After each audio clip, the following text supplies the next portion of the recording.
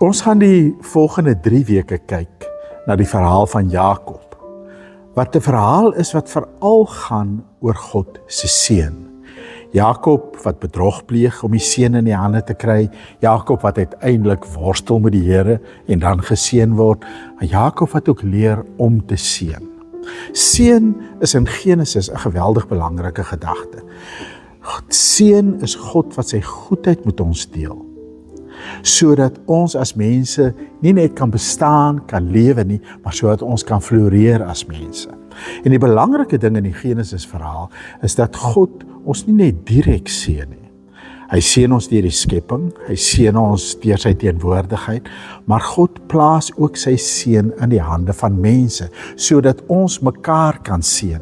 En dis die verhaal wat ons vir vandag gaan lees, is die verhaal van Isak wat vir Jakob seën. En dis presies waar dinge skeefloop, want in die hande van mense word die goeie seën van God verwring, sodat dit nie mense laat floreer nie, maar sodat dit baie pyn en hartseer bring. So kom ons luister na die verhaal van Isak wat vir Jakob seën. Ek dink ons ken almal die verhaal. Isak is al oud, hy sien nie meer goed nie, hy lê op sy sterfbed, hy weet sy einde is naby, en dan sê hy vir sy seun Esau, gaan jy nou, ek wil jou seën, maar jy moet gaan kos maak waarvan ek hou, jy moet 'n bokkie gaan skiet, dit voorberei, soos ek daarvan hou, en dit word baie beklemtoon in die verhaal, hierdie gedagte van soos Isak daarvan hou. En dan hoor Rebekka dit, en Rebekka wil hê Jakob moet geseën word, nie Esau nie, want Isak trek vir Esau voor, Jakob word deur sy ma voorgetrek. En sy praat dan vir Jakob om sy pa te bedrieg. Hy word vermom soos Esau, hy is bang hy gaan uitgevang word, maar hy laat hom tog ompraat, hy word vermom soos Esau, hy kry die kos wat sy ma gemaak het, dat is soos sy pa daarvan hou, en dan gaan hy met hierdie kos na sy pa toe. En ons stel die storie op by Genesis 27 vers 18. Toe hy by sy vader kom, sê hy, my vader. Hy het geantwoord, ja, wie is jy my seun? Jakob sê toe vir sy vader, ek is Esau, die eersgeborene. Ek het gedoen wat u vir my gesê het. Kom regop, sit en eet van my wilsvleis, sodat u my kan seën. Toe vra Isak vir sy seun, maar hoe het jy dit dan so gou gekry, my seun? Hy het geantwoord, omdat die Here u God dit vir my so laat gebeur het. Isak sê toe vir Jakob, kom bietjie nader, dat ek aan jou kan voel, my seun, of jy werklik my seun Esau is of nie. Jakob gaan toe nader aan Isak, sy vader, en hy voel aan hom. Toe sê hy, die stem is die stem van Jakob, maar die arms is die arms van Esau. Hy het hom egter nie herken nie, want sy arms was harig, soos sy broer Esau se arms. So het hy hom geseën. Hy het gevra, is jy werklik my seun Esau? En hy het gesê, ek is. Hy sê toe, bring vir my die gereg nader, dat ek wil van die wilsvleis van my seun eet, sodat ek jou kan seën. Hy het dit vir hom nader gebring en hy het geëet. Hy het ook vir hom wyn gebring en hy het gedrink. Isak sy vader het vir hom gesê, kom tog nader en soen my seun. Jakob het nader gegaan en hom gesoen. Toe Isak die reuk van sy klere kry, het hy hom geseën en gesê, kyk, die reuk van my seun is soos die reuk van die veld wat die Here geseën het. Mag God jou van die dou van die hemel gee en die vrugbaarste dele van die aarde, 'n oorvloed koring en nuwe wyn. Volke sal jou dien en nasies sal diep voor jou buig. Wees 'n heerser oor jou broers, sodat die seuns van jou moeder diep voor jou sal buig. Hulle wat jou vervloek is vervloek, en hulle wat jou seën is geseënd. Wat gebeur met die seën van die Here in die hande van mense? Wel, in die eerste plek kan 'n mens sê, in hierdie verhaal word die seën verwring deur selfsug. En omdat daar selfsug is daar onreg. Kom ons vat nou maar elke karakter in hierdie verhaal. Isak dink net aan een ding, en dit is, hy wil sy geliefde seën, die seën wat hy gekies het, wat hy voortrek, wil hy seën. Maar hy sit 'n etiket, jy kan amper sê 'n price tag op daardie seën. Esau, jy moet gaan, jy moet 'n bokkie skiet, en dan moet jy vir my die kos bring waarvan ek hou. Jy moet met ander woorde vir my doen wat ek wil hê, en dan sal jy seën. Die seën word amper 'n soort van 'n transaksie. Die pa gee dit nie vrylik, onvoorwaardelik vir sy seun nie, maar hy gee dit op voorwaarde dat sy seun vir hom die kos bring waarvan hy hou. So Isak dink eintlik maar net aan homself. En hy dink aan dit waarvoor hy lief is en die seën wat hy voortrek. Hy vra nie vir 'n oomblik, hoe wil God seën? Wie wil God seën? Wat beteken dit dat God se seën in my hande is nie? God se seën in sy hande word iets waarmee hy kry wat hy wil hê. Hy het selfsug. Rebekka is presies dieselfde. Rebekka trek vir Jakob voor. Haar hart gaan na Jakob toe. En daarom wil sy hê Jakob moet geseën word, want sy glo dit is wat die Here wil hê, en sy is in 'n sin reg daarin, maar sy wil dit laat gebeur. Sy wil dit forceer. Hoekom? Omdat sy haar liefling kind wil voortrek. Sy dink nie aan Isak nie. Sy dink nie aan Esau, wat tog ook haar kind is nie. Sy dink nie eers aan die impak wat dit gaan hê op Jakob of op haarself nie. Sy wil net die seën vir haar seun hê, en sy is bereid om haar man te bedrieg, om 'n spel te speel om haar man te bedrieg, sodat Jakob geseën moet word. So word dit ingetrek in die kompetisie tussen man en vrou, in die kompetisie tussen die twee broers, en gebeur daar uiteindelik 'n verskriklike onreg. Jakob dink ook net aan homself. Jakob se enigste vraag wanneer sy ma vir hom vra, hoor jy, of vir hom sê, ons moet nou hierdie ding, ons moet jou pa nou om die bos lei dat hy jou seën en nie vir Esau nie. Sy enigste vraag is nie of dit reg is, sy enigste vraag is nie maar wat van Esau of wat van my pa nie. Sy enigste vraag is, sê nou ek word uitgevang. Dis al wat hom kwel. Die oomblik wat sy ma vir hom oortuig dat hulle dit so kan doen dat hy kan wegkom daarmee, aan sy maar al te gewillig, want hy wil die seën vir homself hê. Dit beteken waar die goedheid van God in my hande geplaas word, in watter vorm ook al, of dit die goedheid van besittings is, die goedheid van gawes of talente, die goedheid waarmee ek vir ander mense iets kan beteken, wanneer dit in my hande geplaas word, kan dit maklik deur myself sig verwring word, en dan kom daar onreg, dat ek gryp vir myself wat my nie toekom nie, soos Jakob, ek speel speletjies soos Rebekka, om te sorg dat dinge loop soos ek wil, ek dink net aan wat ek kan kry daaruit, soos Esau of Isak, maar uiteindelik word die goeie van God word verwring, en dit word iets negatief, omdat dit in selfsugtige mense hande gegee word. Die tweede ding wat 'n mens daarom moet sê, is dat daar ook bedrog plaasvind. Die goedheid van God word verwring, omdat daar bedrog plaasvind. En hierdie bedrog vloei voort uit die selfsug en uit die onreg.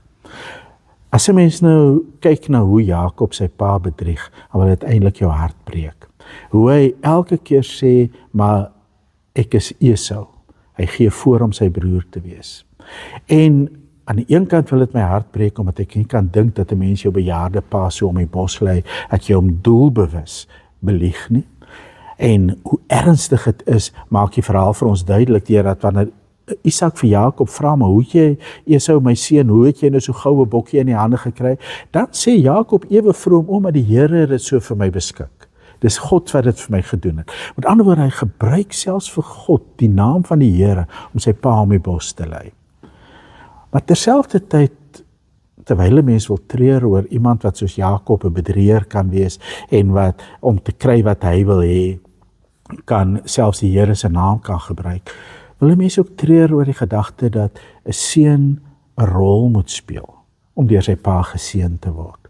Dat hy moet ontken wie hy eintlik is. Dat hy moet maak asof hy sy broer is, want hy weet anders gaan hy nie geseën word nie. Dat hy homself moet vermom, dat hy moet lieg om geseën te word. Dat uiteindelik die bedrog vir hom amper 'n soort van 'n noodsaaklikheid word, en daarmee praat ek nie bedrog goed nie, maar mens moet tog verstaan hoe Jakob se selfsug, Jakob se verwronge visie op wat hier moet gebeur, en hoe dit 'n rol speel daarin, dat Jakob, hoe Isak se verwronge visie op dit wat moet gebeur, hoe dit 'n rol daarin speel, dat Jakob uiteindelik lieg oor homself. Begin. Die hartseer ding is dat die bedrog voortvloei uit vervreemding en lei tot vervreemding. Waar God se seën bedoel is om vir ons tot seën te laat wees. Ons sien dit in die roeping van Abraham. Abraham word geroep en God sê vir hom, ek sal jou seën sodat jy tot 'n seën kan wees. Waar die seën in my hande geplaas word sodat ek jou kan seën, sodat daar 'n verhouding gebou kan word waarbinne ek en jy kan floreer, waarbinne ek 'n rol kan speel daarin dat jy floreer, omdat ek God se goedheid met jou deel. Word die seën hier verwring deur die selfsug en deur die bedrog, sodat daar uiteindelik vervreemding is. En eintlik kan jy sê dieselfde in die bedrog vloei voort uit vervreemding, maar dit lei tot 'n al hoe dieper vervreemding. Daar is vervreemding tussen Isak en Rebekka. En dis baie hartseer as mense dink waar hulle huwelik begin het, want toe hulle mekaar ontmoet het, lees ons dat Isak troos gevind het na die dood vir sy ma, toe hy en Rebekka getroud is. So hulle storie begin met troos, dit begin met liefde, maar ergens langs die pad het hulle mekaar verloor. Ergens het hulle in hierdie kompetisie om watter kind nou voorgetrek moet word, het hulle ook met mekaar begin kompeteer en hulle mekaar verloor, tot op die punt waar die een bereid is om die ander een te bedrieg. So daar's vervreemding tussen man en vrou, en dit speel 'n rol in die selfsug en in die bedrog wat gepleeg word. Daar's vervreemding tussen die twee broers. Hulle is van die begin af in kompetisie met mekaar. Hulle sien mekaar as opponente en nie as broers nie. Daar's vervreemding tussen hulle, en daai vervreemding speel ook 'n rol. Daar's 'n vervreemding tussen Jakob en sy pa. Omdat Jakob weet, hy's nie die een wat bedoel was om geseën te word nie, maar hy gryp die seën wat hom nie toekom nie. Hy's vervreemd van sy pa. Daar's vervreemding tussen Jakob en God. Want die blote feit dat hy bereid is om die Here se naam te misbruik, om stories oor die Here te maak, om sy pa te mislei, sê dat hy eintlik nie by God is nie, dat hy vir God eintlik nie regtig ken nie. So daar's vervreemding tussen hom en God. Daar's vervreemding uiteindelik ook tussen Jakob en homself. Die feit dat hy 'n rol speel, dat hy lieg oor wie hy is om die seën te kry, sê hy is ook vervreemd. Hy weet nie wie hy eintlik is nie. Hy is nie bereid om te staan vir wie hy eintlik is nie. Daar is vervreemding uiteindelik wat al hoe groter word, want dan moet Jakob vlug uiteindelik. Esau kom terug en dan huil hy by sy pa vir seën. Hy sê, pa, seën my tog ook asseblief. Maar dan kry hy maar so 'n tweedehandse seentjie van sy seun van sy pa af. Hy's vervreemd van sy ma, hy's vervreemd van sy broer. Jakob moet uiteindelik vlug. Hy sien nooit weer sy pa of sy ma nie. En die gesin val uitmekaar. In plaas daarvan dat die seën van die Here hulle saambind, val die gesin uitmekaar. En dit sê vir ons wat gebeur wanneer ons gryp na seën. En wanneer ons die seën, die goeie van God, op selfsugtige maniere en op 'n bedrieglike maniere gebruik, soos dit ons pas. Dan bring ons nie verhoudings nie. Ons bou nie verhoudings nie, maar ons skep vervreemding. Daarom wil ek vir jou vra, dink 'n bietjie aan die goeie waarmee God jou geseën het. En dink 'n bietjie aan hoe jy daarmee lewe. Gaan jy selfsugtig daarmee om, of vra jy regtig, hoe kan ek ander mense dien hiermee? Seën jy regtig ander mense, soos God wil jy moet geseën word? As jy 'n pa is, seën jy jou kinders sodat hulle almal weet dat hulle geseën moet word? Seën jy hulle vir wie hulle is? Of moet hulle ook rolle speel en voorgee, soos wat Esau die regte kos moet maak om sy pa te beïndruk, soos wat soos Jakob hom moet voordoen as Esau om sy pa te beïndruk. Seën jy jou kinders vir wie hulle is, of moet hulle rolle speel om deur jou geseën te word?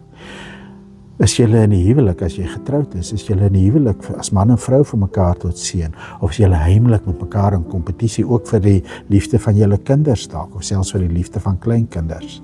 Is liefde iets waarvoor julle kompeteer, of is dit iets wat julle deel? Ontvang jy die seën van die Here, sodat jy dit kan deel met ander?